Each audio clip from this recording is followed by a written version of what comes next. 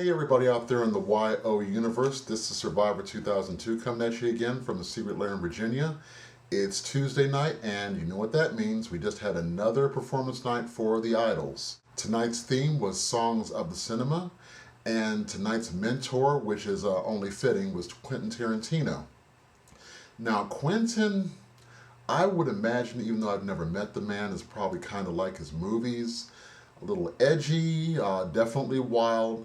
Probably more than a little dangerous, fascinating, and always interesting. I mean, you never know what to expect from this guy.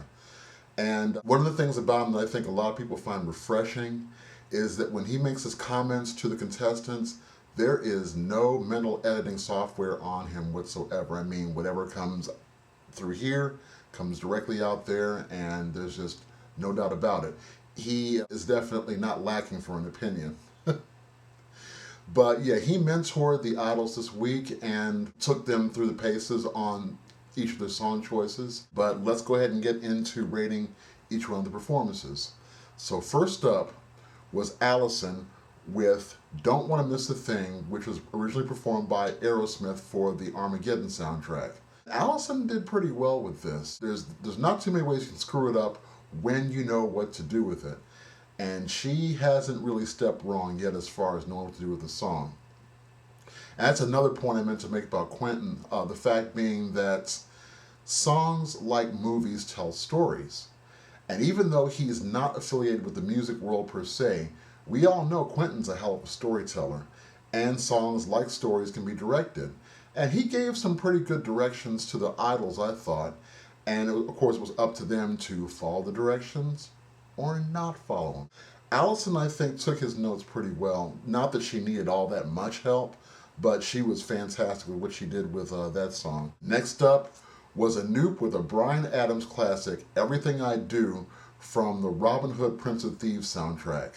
I think Anoop is a good example of someone who either doesn't know how to take direction or has decided that they know exactly what's best for them, because Quentin gave him a direction that looked kind of weird. My BFF had said that he looked like he was trying to direct him to sing a song like Bobcat Goldthwait, but I didn't pick up on his comments that way. I thought he was directing Anoop to try to put more passion into the song, something very similar to what Bryan Adams did, put that into it. And he just either couldn't or wouldn't do it. I don't know what was wrong. Not that the performance was really bad. In fact, it was probably one of his better ones, but what the song needed just wasn't there, and he couldn't bring it for whatever reason. So I think Anoop's probably one of the first people in trouble, and that's not a good thing because we are really down to the wire being in the top 7 and everything. Next person, of course, was Adam with Born to Be Wild from Steppenwolf, which is part of the Easy Rider soundtrack. Adam's interpretation of Born to Be Wild was kind of an homage to Steppenwolf, but he put a little bit of a Led Zeppelin spin on it, together with kind of electronic feel to it, and it really came out well.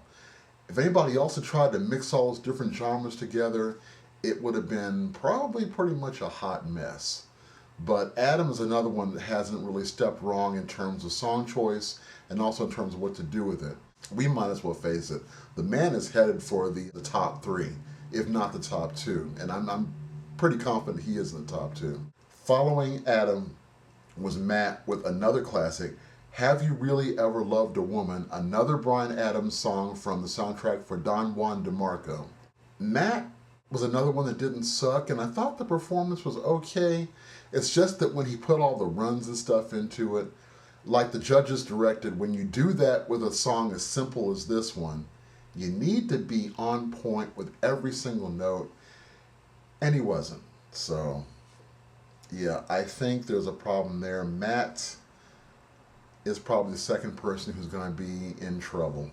Next song was Danny doing Endless Love from the Endless Love soundtrack, famously performed, of course, by Diana Ross and Lionel Richie. I'm sure, and I guess people could tell from the way he performed it, that this song meant a lot to him, especially if you're familiar with his backstory about his late wife and everything. But in a night filled with ballads and things that really needed to be right there, it just didn't feel like it. So I don't think Danny's in any danger, but yeah, he needs to bring something a little more energetic the next time, depending on what the theme's going to be. Chris, I gotta applaud Chris this time, because for once, he picked something contemporary, he picked something that he knew would fit his style, and he picked something that really surprised people because it's not a song that people are real familiar with.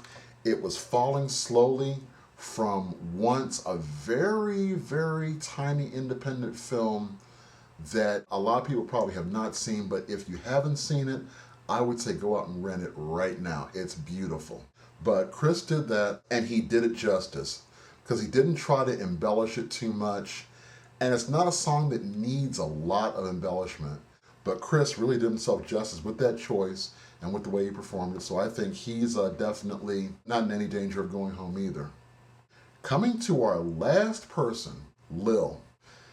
Now, since she had what they call the pimp spot of the show, I thought for damn sure that she was going to come out with something bombastic, something that would just knock everybody over. I was expecting anything from the Bodyguard soundtrack, Run to You, I Have Nothing, although a couple of episodes ago I did tell her to stay away from that song. Now would have been the time to consider doing something like that. I mean, we needed something to wow us this time around, and unfortunately she didn't bring it. What she brought was The Rose, the theme from the same movie starring Bette Midler, which is also one of her all-time classic tracks. What Lil decided to do with this, especially in the clip with Quentin, she had said that she was going to do it in the traditional style that the song has been heard in time and time again, then change it up with a kind of gospel feel in the middle, and then come back. Now, when she did that, I expected that when she said gospel, it was going to be Sunday go to meeting kind of gospel. They break out the organ, the band starts jamming, the people with the robes come out and start swaying, and she does something that's a mixture of Aretha Franklin, Miss Patty, and just like really just wow people with it. And Quentin had told her in the clip, if you're going to do the gospel thing, you need to commit to the traditional part of the song as strongly as you do to the gospel thing. The problem was that when she got to the gospel thing, it kind of just laid there. A quick note, by the way, about Lil, which I hadn't thought of before, but my best friend had mentioned this when we talked earlier while the show was on.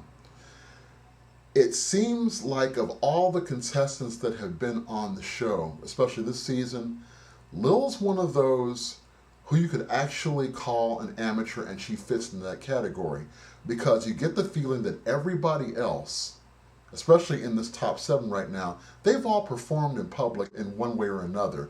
She's the only one who seems like she has not really had that experience to put that polish on her style.